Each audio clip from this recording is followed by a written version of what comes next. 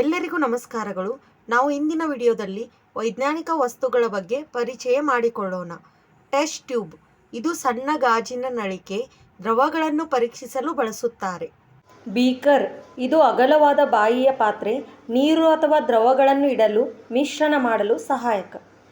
Flask ಇದು ಕೆಳಗೆ ಅಗಲ, ಮೇಲಕ್ಕೆ ಇಳುವರಿ, ದ್ರವಗಳನ್ನು ಕುದಿಸಲು ಉಪಯುಕ್ತ.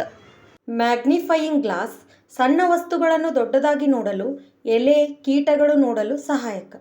ಥರ್ಮಾಮೀಟರ್ ಬಿಸಿ ಅಥವಾ ಚಳಿ ಎಷ್ಟು ಎಂದು ತಿಳಿಯಲು, ತಾಪಮಾನ ಅಳೆಯಲು ಸಹಾಯಕ. ತೂಕ ಮಾಪಕ ವಸ್ತು ಎಷ್ಟು ತೂಕ ಇದೆ ಎಂದು ತಿಳಿಯಲು ಹಣ್ಣು, ಪುಸ್ತಕಗಳ ತೂಕ ನೋಡಬಹುದು. ಸ್ಟ್ಯಾಂಡ್ ಉಪಕರಣಗಳನ್ನು ನಿಲ್ಲಿಸಲು, ಪ್ರಯೋಗಗಳನ್ನು ಸುರಕ್ಷಿತವಾಗಿ ಮಾಡಲು ಉಪಯುಕ್ತ.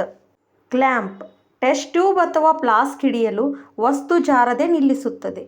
ಡ್ರಾಪರ್ ದ್ರವವನ್ನು ಹನಿಹನಿಯಾಗಿ ಹಾಕಲು ಸರಳ ಪ್ರಯೋಗಗಳಿಗೆ ತುಂಬ ಉಪಯುಕ್ತ. ಸುರಕ್ಷತಾ ಗಾಗಲ್ಸ್ ಕಣ್ಣುಗಳನ್ನು ರಕ್ಷಿಸಲು ಪ್ರಯೋಗ ಮಾಡುವಾಗ ತುಂಬ ಮುಖ್ಯ.